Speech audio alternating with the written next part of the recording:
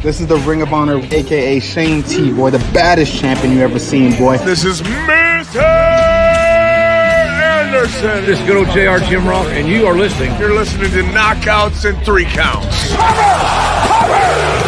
We got it from their world champion! That might be one of the craziest knockouts I've ever seen in my life. Knockouts and Three Counts is the podcast, baby! There's a real deal, baby! Knockouts and Three Counts starts now. Ooh, what up, no? It is another Tuesday. It is Knockouts and Three Counts, and it looks like I've been joined by Frankenstein instead of PCO. We've got the return of the French-Canadian Frankenstein, our guy PCO, fresh out of TNA. And before we get ready for Maple Leaf Pro Wrestling that's going down this week. So before we get into all that, dude, as always, I appreciate your time. You've been rocking with us for a long time. And fill us in on a little bit of what's new in the life of the Monster Man. Well, so many things, like so many overseas trip lately, and looking forward to this weekend coming up. Wrestling Mayhem, Maple Leaf Pro Wrestling, my debut. Pretty excited about that. Hell yeah, I'm looking forward to that too. I got to see some of the last Maple Leaf Pro show. There was a lot of cool stuff on there, man. I know the last time that we got to have you on the show was right before you were tearing shit down with Slammiversary, before your exit from TNA. So for anybody who's new here, let us know a little bit about that. Because like I said, last time we talked, you were rocking and rolling with TNA. Tell me a little bit about like what happened with that. Because the last you and I had talked, you were real happy with TNA, and obviously things have changed. Tell me a little bit about what led into the exit and what made the decision for you. I don't know, man. It's so hard to understand why it happens. Like sometimes there's no, they haven't given me any specific reasons. It's all me, it's all what I can think of. And my last match was them just before the match against the Hardy Boys.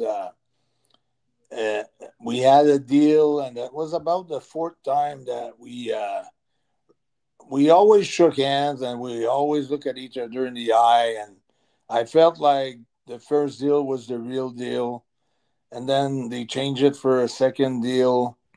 Then they agreed on the second one. Then on the third deal, I didn't agree with them on the deal because it was a bad deal, and I was willing to go to San Antonio, Texas on their first live show and drop their titles because I was the champion. And I was also with myself, Moose and Jordan Grace were the only one in the whole 224 years that had 9 wins on pay-per-view. So I had the highest win. So I was on a big roll. Montreal's anniversary was the biggest house in the history of TNA under the Anthem umbrella. So since 2012 and 13, I think the last good house they had, really good house they had, was under Dixie Carter with Hulk Hogan. And we weren't far from that house, by the way. It was maybe 1,000 people difference. We had over 4,000 people in Montreal, jam-packed, Verdun Auditorium. I'm the superstar who sold the most T-shirt during that year in one night. Obviously, it was in Montreal. People kind of treat me like a legend here, like I'm everywhere in the media and the newspaper, wherever I go. And I got a good feeling. I pretty much feel like that pretty much all over the place, to tell you the truth. But there's always something special. I don't want to compare myself with no one. But if I have to give you something close to a comparison, I will go with, let's say, CM Punk in Chicago, PCO in Montreal. Pretty much some sort of, it could be a different gauge, but I mean, that's I get what you mean though, because you and I talked leading up to that too. Like we had talked on the phone, like leading into that, and I know a lot of the stuff you were doing behind the scenes, as far as like doing all the extra media. Yeah. You personally called me to try to get all of us down there to come down to Canada, and we're trying to do everything you could with the media. So I mean, I do know just from the conversations that you and I had the amount of legwork you were trying to put in to help that show do what it did. And I mean, it did great numbers. Yeah. So everything that I'm telling you, it was said during like a roster plus staff huge meeting at a TV taping eventually during the year. Might have been in North Carolina or Fayetteville, I think, in North Carolina. But where the president, the vice president, they were in front of everybody, and they came up with those numbers and the most T-shirts sold in one night, PCO. By the way, I had like a chant from all the boys and the girls, the roster, PCO, PCO. That was pretty cool. Felt great. Loved that locker room and everything. So when I got concussed in that match, the last match, and I had made a deal before that match. And then they rushed me to the hospital, panicking and going crazy. I think that's when they changed their mind, I guess. So I guess they were. But while I was at the hospital, when I came out of the CAT scan, I sent them all my results.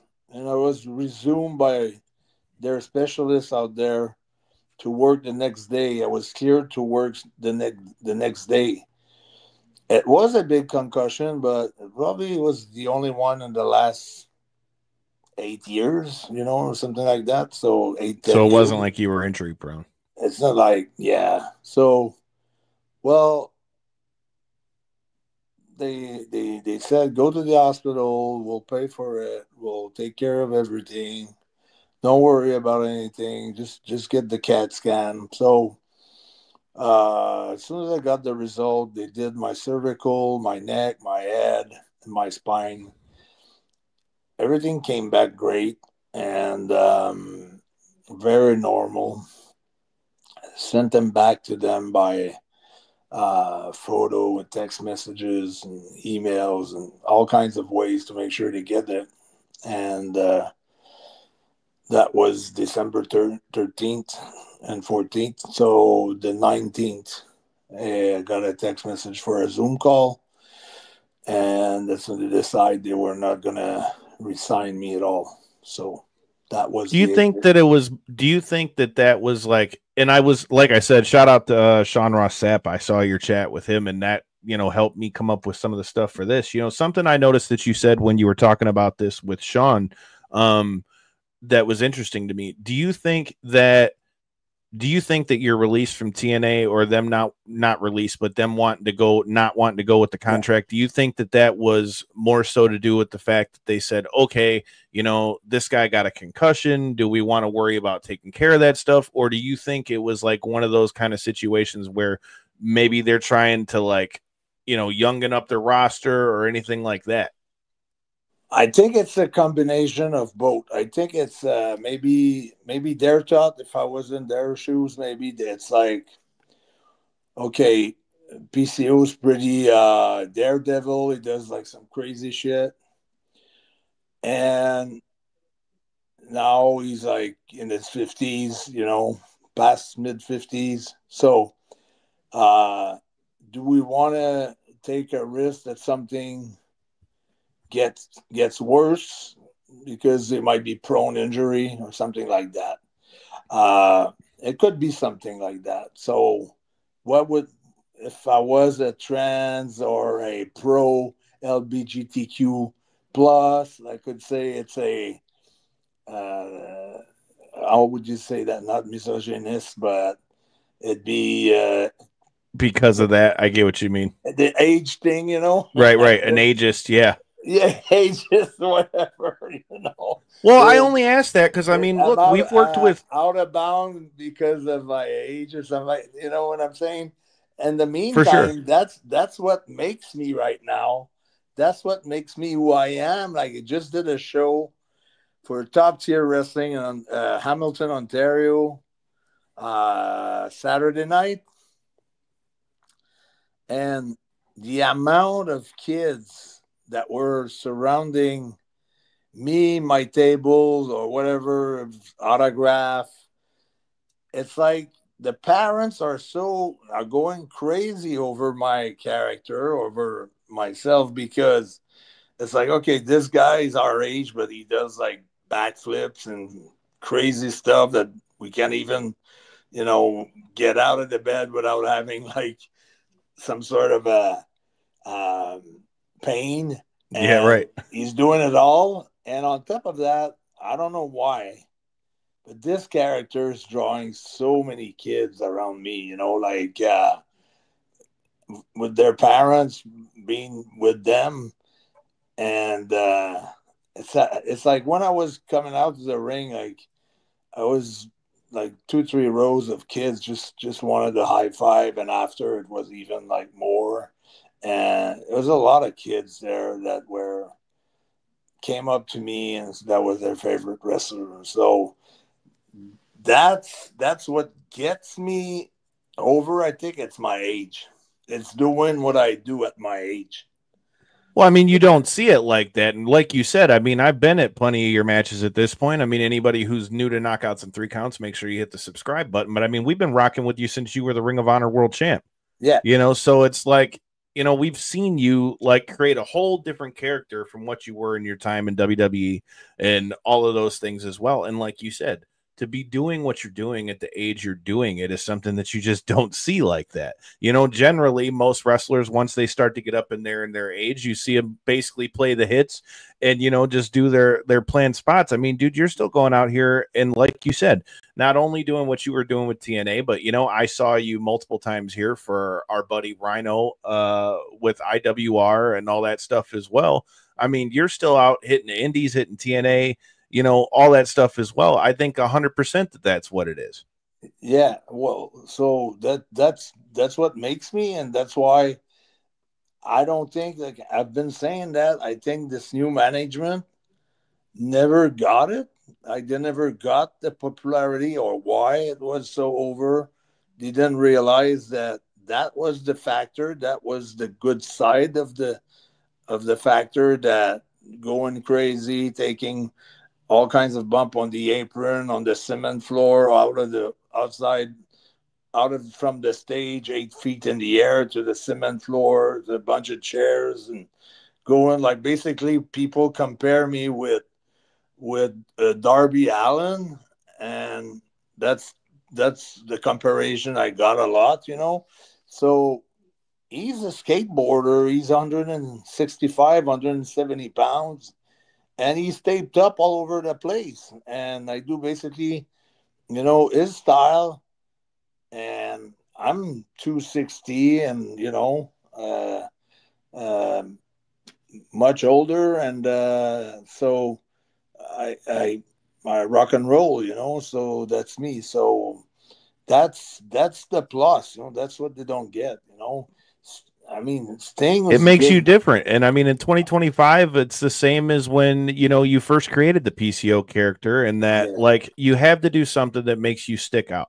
The same as when you had the match with Walter back in the day, you know, you both were so different from what normal wrestling was, you know, you with your character, you know, Walter being so, I don't even know what the right word is, but not as a flamboyant, but he just beat the shit out of people, like you said. And your matches, dude, you guys are beating the shit out of each other. Yeah, exactly. Yeah. That's exactly his style. Is not a high flyer or not even a brawler. He's just someone who gives a beating to the other guy with his chops and different set of move. Like the set of move is very still powerful, like powerful set of move, and it just looks like even then, back then, it was like probably 320. So it was a monster too, So that was the cool match, and probably one of the best match in my career. And I mean, I never like I go to Detroit, IWR. I never take a night off, even on the indies.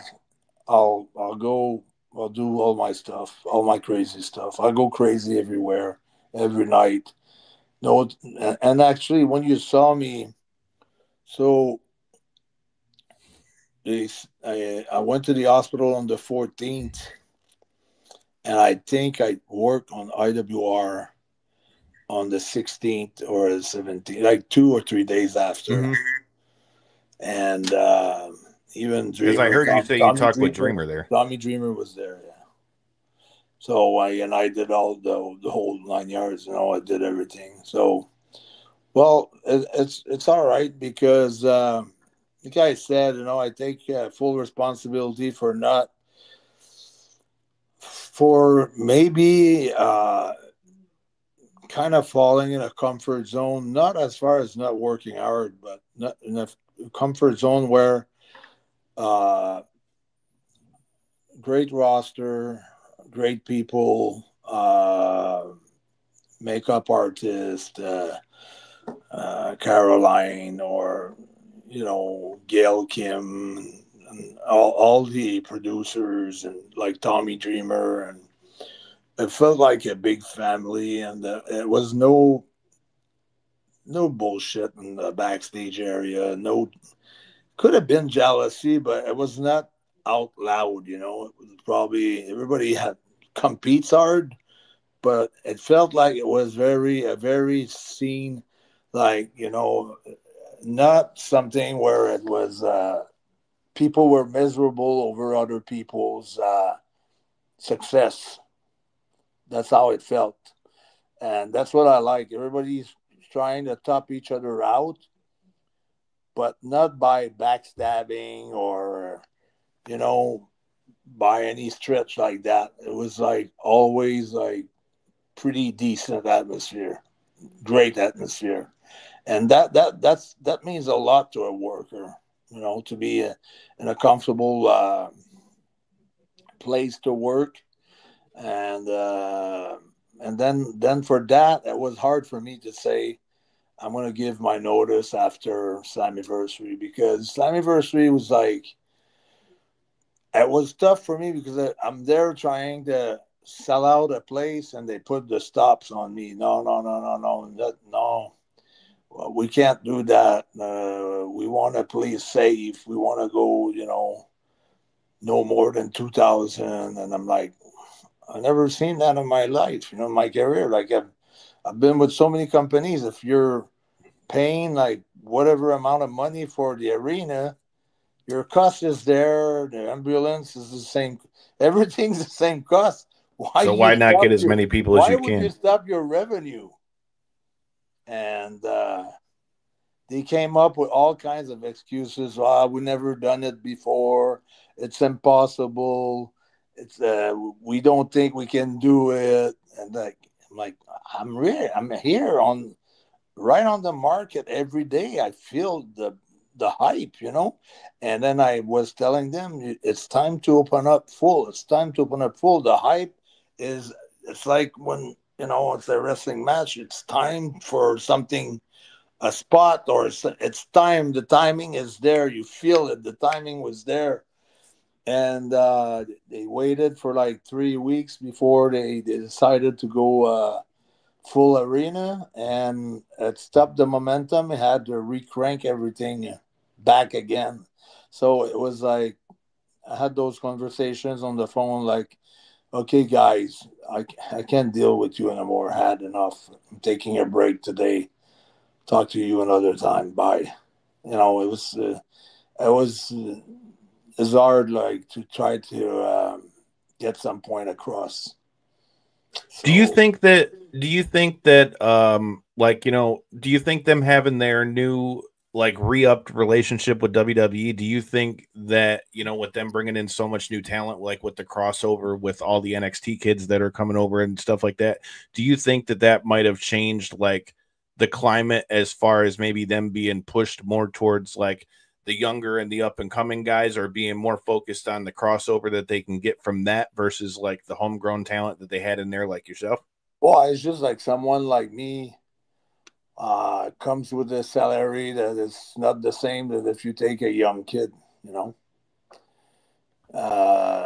If you can have someone for who is a good prospect for peanuts for not much money, and you can have a develop talent, but I feel that no matter what, if you're a basketball team, a wrestling company, we look at WWE right now. How many wrestlers they have in their late 40s and even 50s? A few.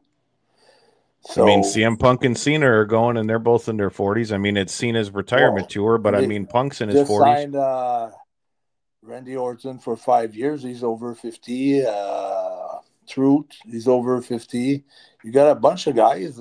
I think I also initiate like a trend. Like, how many guys came back after my return? How many guys that were not even wrestling? Guys like Edge, Christian.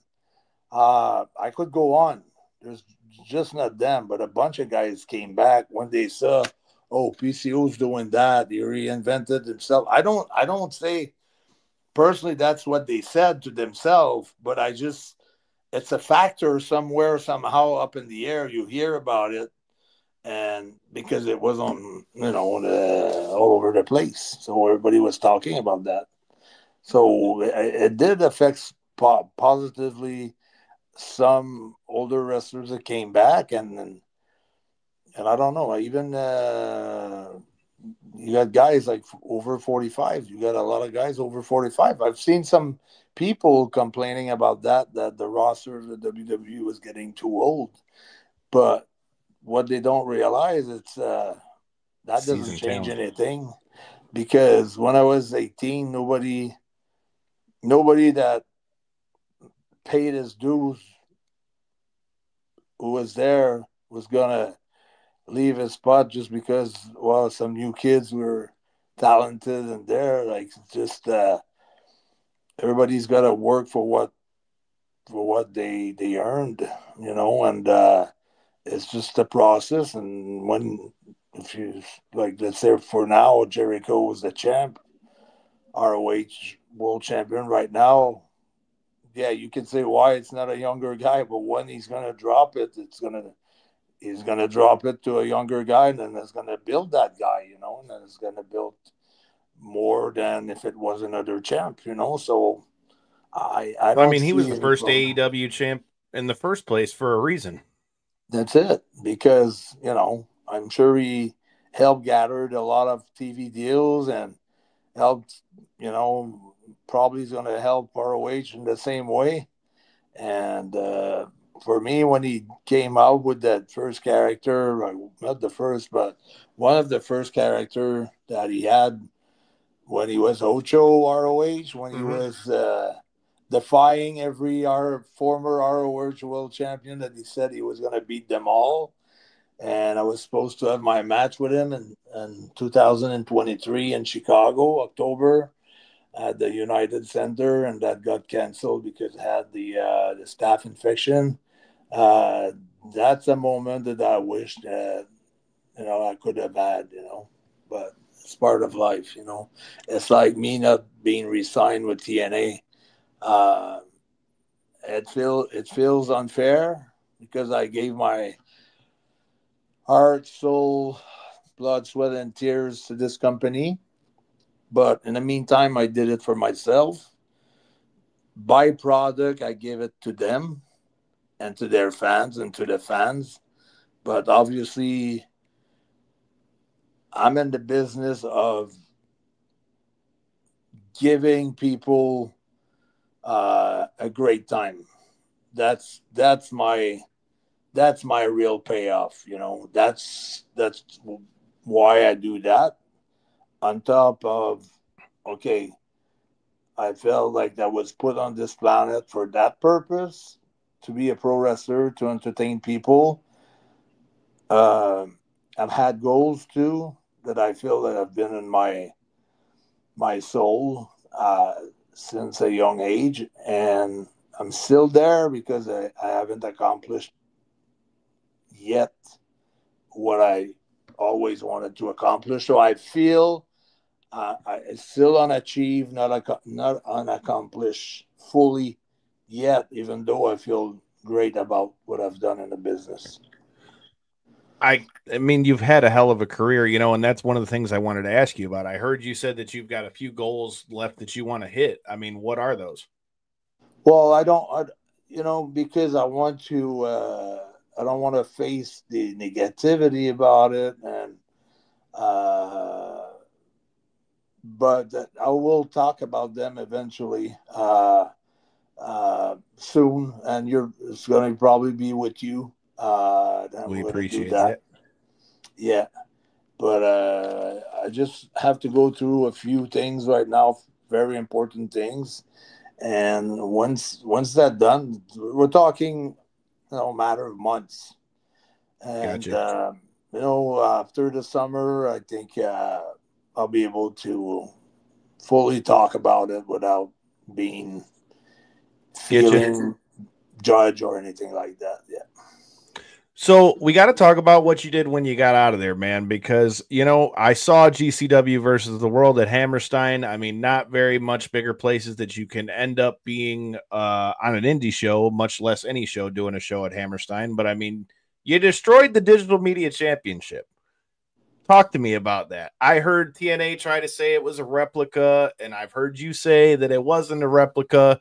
Talk to me about the whole thought process behind doing that GCW show and smashing the belt, because it sounds like GCW didn't know what time it was. Yeah, well, the thing is that, I've discussed a few things, like maybe I'm not going to do anything. I'm just going to wrestle. Maybe I'm going to take another title, burn it in a garbage trash can, or I had a few. The Medusa route. Yeah, but I said no. That was done. That has been done. The garbage, the fire. I think Rhino did the ECW for when he left WWE. I think he did the ECW belt, and TNA set it on fire and sent it original back to WWE, the ECW belt. I think what Medusa did was to just throw the woman's belt in the trash can, and so I think I gotta be more creative than that, and also it was like a message to them: you're missing out on something big. That's me telling them that, but I had to think over and over about. I didn't want to come across like a non-business guy or someone who's hard to do business with, but I think that even TNA knows they fucked me over, I hate to say that because I don't think the victim is a good role. Like I said, I should have left before that happened. I knew there was a lot of struggles. I knew it wasn't easy for them. I knew it was tough. They were, the wheels were shaking and things like that. So, but never in my imagination, I thought they were in like having problems financially or things like that. But I didn't know if you start adding all the expense, you don't know. I know with Montreal, they made money because I know how much the house was, all the expenses and the tickets and the hotel rooms and all that. But if I know in Graceland, when we had three rows of chairs around the ring for 2 days in a row, I know they lost loads of money, because you fly everybody, hotel for everybody, renting a building, and you only have like 50 people. I know that would hurt, and that was always my response to them. Like, well, we worry about Sunday that we might not have enough people to look good on TV for the next day, which was a TV taping. And my answer was always, how can you worry so much when you didn't worry 2 months ago in Graceland when we had 3 rows of chairs around the ring and everything seems to be all right, So, and they would never answer me back when I said that as an argument, in that conversation. They would never say, well, it was different, or it was, we could cover up with the light or whatever. They never, it was like I was talking by myself. Like, it's like no ears had heard that phrase that I just said. So that's how it felt. That makes sense. I mean, now that you're getting clear of your time at TNA, we've talked a little bit about IWR.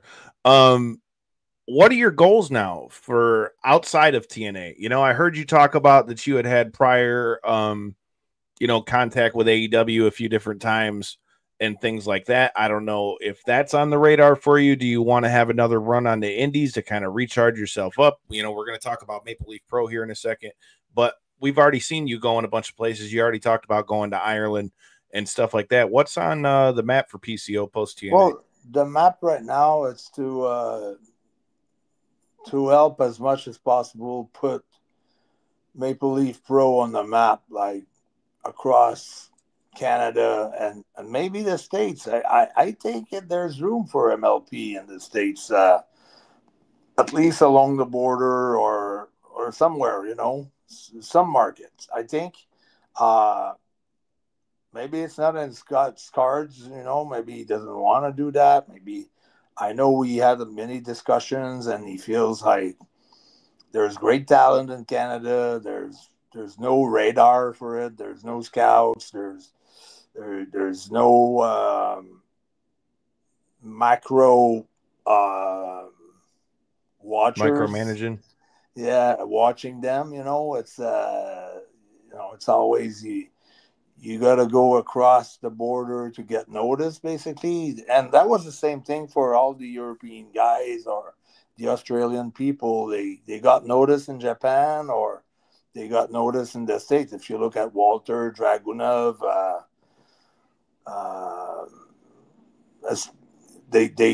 Timothy Thatcher, I mean, they got known on the indie circuit across, on this side of the South, the border, or in America for them. But yeah, so that's been always the formula to make it. If you're Canadian, everybody that made it big had to go on the other side, and I think Scott wants to give these great talents people a chance to be noticed and maybe get signed with a larger federation eventually. But it's also great because I feel like Scott's got a good relationship with AEW. I want to help MLP as much as I can. I really want to bring all my expertise, my knowledge, my everything that I've gathered in my career to working with Scott and his people, and from there we'll see things. It's wrestling. It's about time. It's all about timing. So with that being said, you got to talk to me about what you got on at Maple Leaf Pro, man. You're taking on Michael A.R. Clark in a street fight. What do you know about Mr. Clark, and what has he got in store this weekend in Canada? I don't know. I think he's got a very, very long name. He's going to have a very, very short life. Michael, Richard, Allen. It doesn't end up. It's just 5 other names with this name, you know. So it's the longest name in the history of pro wrestling. Michael Allen, Richard Clark. Got to get all the middle names in there, man. What is he in store for going against a guy like you in a street fight of all matches? Because, I mean, this kind of match only leads to your style. I mean, you know, you dive out to the floor using trash cans and everything else. What do you got in store this weekend at Maple Leaf Pro? You know, I got a lot in store. I mean, it depends what they got at the Home Depot. You know? What toys are available for me to go put this guy up with? Yeah, because it's going to be crazy for sure. And it's a great card. I think might be some seats, some places available, but I know it's going to be packed both days. I know they already almost sold out. If they're not, they might have a few seats if people decide to buy them. You know, they might let them in, but it's going to be an incredible weekend for sure. I've got the card up here, and this is just for Friday, but it says we've got Zoe Sager versus Kylie Ray's on there. You got Laney Luck versus Giselle Shaw. You got the NWA champion Tom Latimer against the former Baron Corbin. Bishop Dyer is going to be on that card. You've also got, let's see what else we got here. It says we've got Mo Jabari versus Taji Ishimori versus Stu Grayson, formerly AEW, versus Brett Banks versus Michael A.R. Clark, who you'll be taking on Saturday, versus Rich Swann, formerly at TNA. You got Sheldon Jean that we saw in TNA over there that I know is another one of Scott's guys. You got Kushida on this card. I see other TNA, right, man, another TNA guy. Rohit Raju, past guest of the show. You got past guest of the show. Mike Bennett is on this card as well. Yeah, all former TNA guys, you know. So Bennett and Taven, they were like TNA tag team champions, AEW tag team champions. I think ROH tag team. They were champions. Ring of Honor champs a bunch of times. Yeah. So I mean, it's a lot of people still want to come from Montreal to Windsor, and Montreal to Windsor is about 9 hours. It's pretty crazy, and people are like, "Yeah, maybe we'll wait for." In May, was supposed to be at the old Maple Leaf Garden, so Maple Leaf where it all started, basically. I was going to say Maple Leaf Gardens is a historic spot over there. That'd be a pretty dope that's spot. Why it was named Maple Leaf Pro Wrestling, because it came out of Maple Leaf Garden. So that's going to be pretty historical to be back and to be back with Maple Leaf Pro at the Maple Leaf Garden, the old Maple Leaf Garden. So that's going to be awesome. Insane. Looking forward to seeing that. You can also check it out on Triller TV and all that good stuff as well. Before I ask you about something outside of the wrestling sphere, tell me a little bit about now as we look at the current state of what pro wrestling is. I mean, you know, you always hear the saying, you know, the rising tide raises all ships and that kind of thing. And I mean, with the ride that WWE's been on, it seems like most of the companies have been doing well. Between obviously WWE's doing what they're doing, TNA's been doing what they're doing. You got AEW, you got New Japan, you got all these things, you got MLW. As you look out over the landscape, where do you think PCO fits best? Is there any places where you look and say, well, I'd like to go face that guy, or I'd like to go face that guy, or the vibe over here looks cool? For me, my deal was always the same. I like when something happens organically. For instance, last year, AJ Francis, I think past guest of the show. A lot of people thought, no, it's not a good matchup, you know.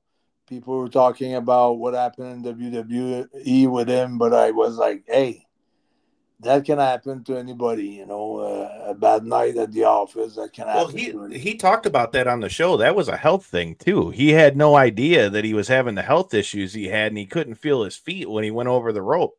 He said, sure. Yeah, man, he had all kinds of issues. Had to go to the hospital from that. If you guys didn't get to check that out, go check out our episode with it's good AJ that you Francis bring that up. It's good that you bring that up. Like I didn't, when people were telling the story to me about him, saying no, it's not a good matchup for you. It's no, it's the perfect matchup for me. So it was organic. AJ wanted to have a match with me. So it's always good, but it just happened that it was him, and I ran with it. I went with it, and we stole the show. Can you talk to me a little bit about what your thoughts are on a guy like that? Because I feel like a lot of people, when he came out of WWE, were kind of just like, oh, yeah, he's this big hype because he's this former NFL guy and he was in WWE and blah, blah, blah. But I really feel like his time in TNA really gave him like the ability to really kind of blossom and for people to realize like what he's capable of doing, minus like, I mean, obviously in WWE, he was with Swerve and all those guys, but I feel like him being in TNA more or less on his own really showed what he's capable of doing. And you being in the business that long, you know, what are your thoughts? Yeah, my thoughts are, I always praised him every time I saw him. Like, you know, I think he's a great talent. I think he could be in any major federation like WWE or AEW, and he could do. He's awesome on the mic. He really got all the skills that maybe he didn't have the chance to have before. He didn't have the time to, you know, to show off his talent on the mic. And, you know, sometimes when someone is a football player, you don't hand them the mic that much. It's got to be earned, and you got to be sure. And I think that's what he did with TNA. He made sure that every company in the world knows that he will deliver on the mic if you give him the opportunity. So that's out of the question now. That's check in the box for him. His work, I say it's the same thing. I mean, I've worked with guys that were higher, like in WWE or other federation, you know, like top quality, not worker, but top quality star. And they weren't as good as he is in the ring. Like for me, like never really stiff me hard on anything or potato me by mistake or anything like that. It can happen once in a while, but he's not one of the guys that it's going to happen often, and it didn't happen with me. So if I had to tell him, lay it there and hurt me, I want you to hurt me. That's because it's coming from me, but he would never take any liberty of doing anything, or that he was not talented enough that it would be dangerous for another worker. So he was very safe to work with, very agile for his size, and I think he's one phone call away from something good to happen in his career. It all depends. It all depends of.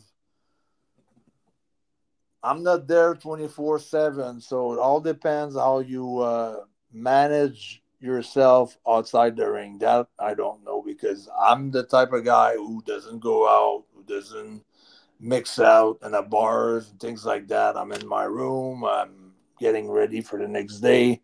I want to be fresh. I want to be in shape, and so that's why I don't know what's happening outside.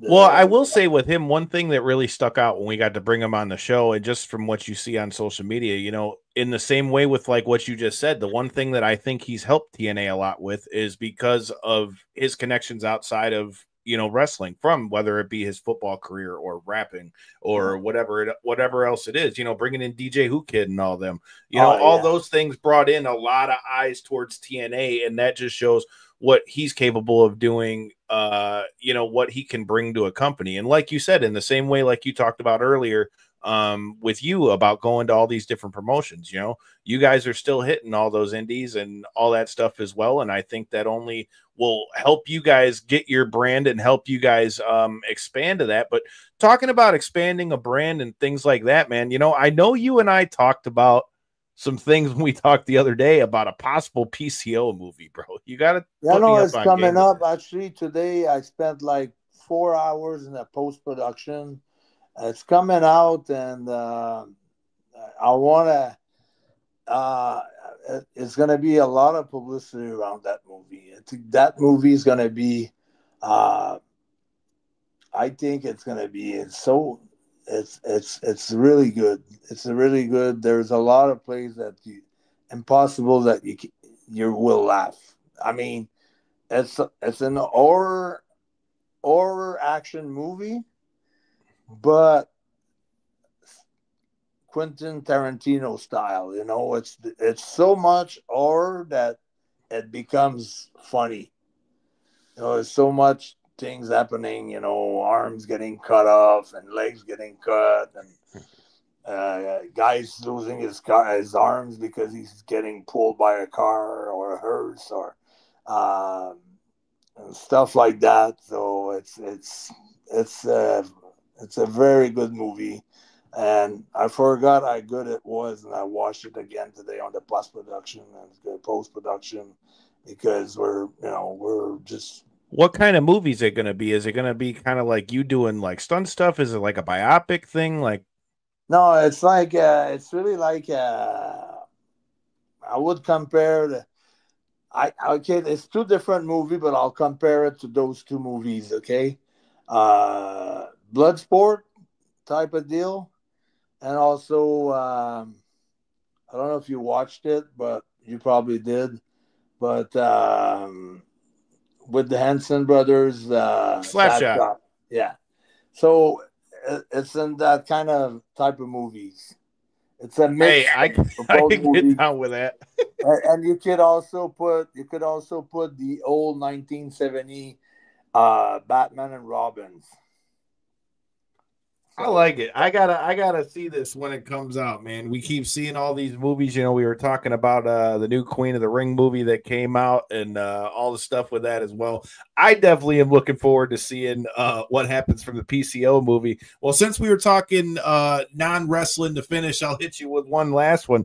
Did you watch the USA versus Canada game at all, and how bad were you gloating, man? How can I not watch it? It was I knew the answer to that. Those two games, like the one to get the two top team facing each other when we lost. I mean, I'm kind of the first game I was like behind the USA team. I don't know why. It's one of those things that if one team won or the other won, I was happy anyhow. But it's just like I got so much love for the Kachuk brothers. I like. They remind me of the Hansons. I mean, they were starting crazy. fights in that motherfucker like the That was crazy. International stage usually fights aren't allowed, but it was under the NHL rules. So I got so surprised. My jaw dropped at the first fight, then the second fight, then the third fight. I was like, holy shit. Never expected that, you know. Not in that kind of deal. You'd think it's all about country, but I'm like, damn, they're throwing down. and compared to the NBA, and a lot of people have saying that, like the NBA being that same weekend, like with having like people throwing like hoops, not hoops, but trying to dump the ball from half court or doing like dunks and things like that with no intensity, compared to guys that are off the playoff race right now because they got injured just for pride of the country, or, you know, the U.S. Haven't beat Canada yet on the international stage, and they're so close, and eventually, you know, they will, because, you know, you guys are like 400 million, we're 4 million people, so how can you not? And the sports is growing like faster than anything else in the States right now, so eventually our time will come. Who wins in a scrap? Sure. The Takacha, the D-Mac, or the I can't say his last name. Chuck, or how the fuck do you say that? There you go. If I can spit it out, who wins, D-Mac or them? Oh, I mean, Brady, I think he's a monster. The guy from the Ottawa Senators, I think he's 6'4", 6'5". We just played them last night and they beat us, the motherfuckers. But Matthew is more like a Brad Marchand. It's more like he drafts, but he's gonna choose his guy. So of course Darren would heat him up, Matthew. But Brady would have his hands full, I think. Hell yeah, man. You gotta love it. What up? It'd be a good tilt for sure. Brady, hey man, I just rewatched the Unrivaled thing and I grew up in that period when we won the 3 Stanley Cups like that, and D-Mac beat the shit out of Claude Lemieux. Yeah. Dude, I'll never forget that, man. The whole city of Detroit. I was gonna say I've never seen anything like that until the Lions got good. The Lions have been good, and everybody in Detroit is suddenly a fucking Lions fan. Everybody loves the Lions. It was like when the Red Wings were good and everybody was loving us because we beat the shit out of everybody and won all the time. So, hell yeah, good time to be a Detroit sports fan. Yeah, but Darren, he had a great run with the team back then. It was unbelievable, and I think he will forever be known for his fight against Claude Lemieux for sure. Oh, dude, the fact that they made a whole Unrivaled on that on ESPN. Everybody hated him. Like, he almost killed Sylvain Turgeon. Like, one time he was playing for the Capitals. Turgeon was playing for the Capitals, and he was our former captain of Montreal Canadiens. And he had just scored a goal, and Lemieux cross-checked him or something. He was dirty. He was a dirty player. Lemieux was dirty. Like, it's like everybody hated him. And you watch that thing, and D-Mac explained it. I mean, he's, that shit that he did to Draper was wild, bro. That hit on Draper was nasty, bro. 2 feet from the board. Yeah, it was bad, man. That was a good move on D-Mac because he showed up for the team, and that's what those guys are so essential.